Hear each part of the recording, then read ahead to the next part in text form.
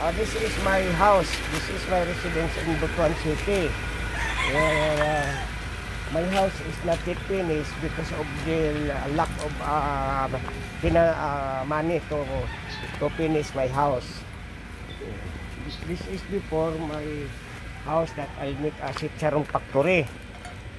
But because of my daughter or son go to school, so I have no already capital because my priority is the studying of my son and daughter.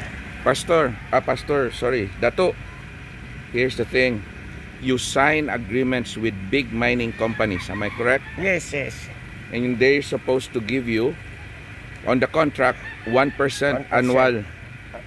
And you have problems with that, and this is your house. You have authorization with a huge land.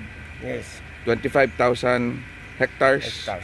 With gold assets and nickel and copper, Yes. and different concessions with mining companies, and you only receive almost how much? 10,000 a year, sometimes nothing.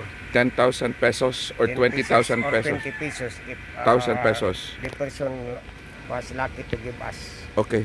But sometimes, especially nothing. Alright, Pastor, we'll pray. Dato,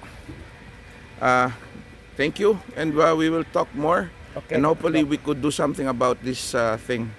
Okay, thank you. Okay, thank you.